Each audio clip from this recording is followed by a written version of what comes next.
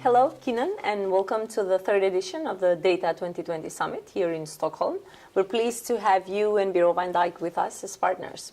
So before we go on, can you please tell us more about yourself, your background, and of course the company you're representing? Yes, very glad to be here. My name is Kenan Jugo. I'm a sales executive at Bureau van Dijk today, specialized into credit and master data. I have 2.5 years of experience at Expedia and a year at Oracle. So I've been in the tech industry for some time now. Great. So, Kenan, we've gathered here today to discuss about ways how organizations can prepare for the famous data-driven future. So from your perspective, since you have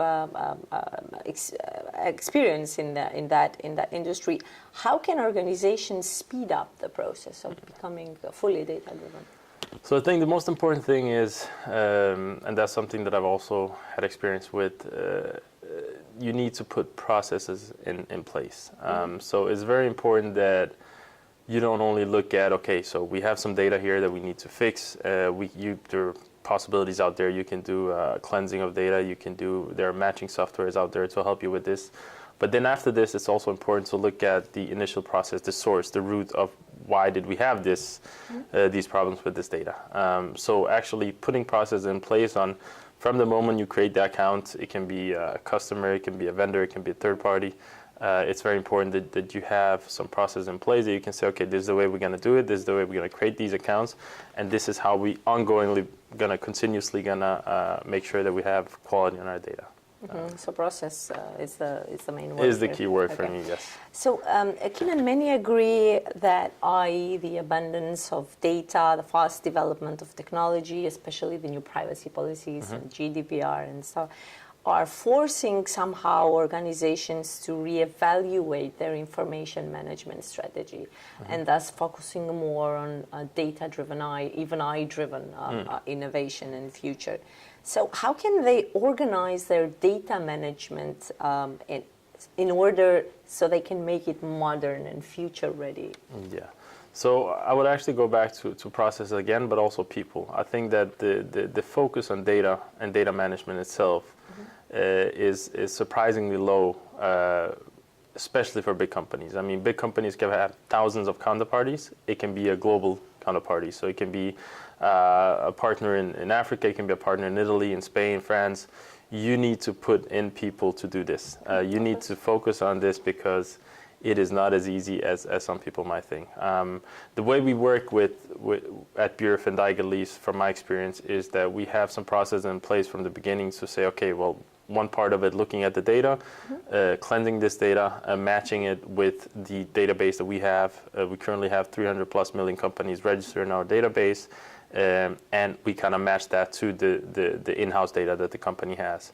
That's one part of it, and then from there we integrate into the CRM. So for example, in my ideal world today, it should be when you go into your CRM system and you want to look up some data, you want to look up a company or a person, it should be like Google. So it should be a search engine where you look in and then you get some options on the companies. Now, this is something that we developed for companies, for partners of ours, that we said, okay, we're going to integrate your CRM system into our database, and you will be able to, when you go in and look for a company, you will get 10, 15, 20 options of that company in different countries. So you can choose exactly what is the office, who am I dealing with here? And from there, you can also find the correct person. So you started in the beginning mentioning something, but what could some of the traps, mistakes, or hinders be that organizations, like these mistakes that they do when it comes to this area? One of the mistakes are not really streamlining between departments. So departments, you can make a deal. A finance department can make a deal with a data provider or a consultancy company, but then other departments are missing. So I think that the ideal way would be to have one platform, one solution where across departments you can say, okay, well, the credit department might not be interested in compliance data or whatever, but to have that available and to have that view would be very useful, because then that will be a much better communication between departments. Cross-collaboration. Cross-collaboration is very important, yeah. Okay, so technology, since you're in the tech industry, is developing so fast. And along with it, the buzzwords and hype like IoT, IE, especially data science, even big data is still, it's still a hype, I would say. And these have taken the IM discussions by storm. And even if we present it, sounds sometimes confusing. So how can they organize their data management so it addresses these trends in the future? And we did not just mention one trend, we mentioned several. And there are many more.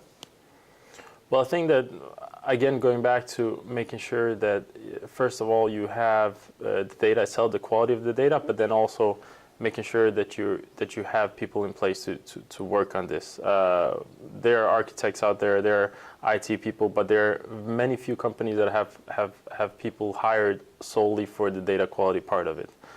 Master data management people are out there, they work with the master data itself, but that's more kind of the skeleton of what system should we use, but then maintaining that data is where the key comes in. And then there, for example, we've developed a software on top of this database for the different departments. So for example, we developed a credit catalyst, procurement catalyst, and then we have compliance catalyst. So this is software is developed directly using the data from our software, but only data that is necessary for example, the credit department, so that you can see your portfolio, you can manage it, you can have a better overview of exact numbers that you need, so that not only do you have the data available, but you kind of say, okay, what do the credit department need, what do the compliance part need, but they can see each other's data.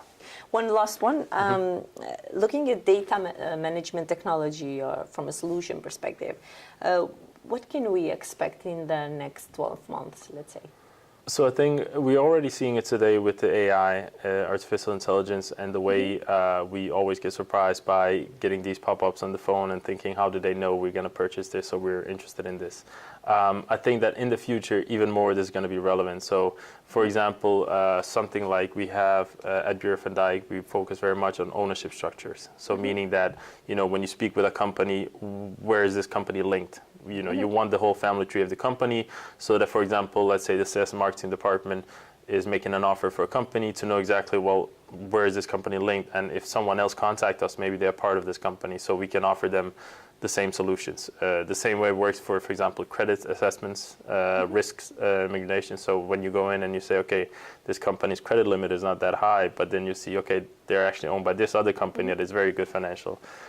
So I think AI in this ways it will be the future. It already is here, but it will definitely be more utilized. Yeah, and the main theme of the summit is like towards accelerating AI innovation. Yeah. So we all believe we're going to get there soon. Yeah. Kenan, thank you very much for being part of our summit, and thanks to Bureau van Dijk, and thank you for conducting this interview. My pleasure.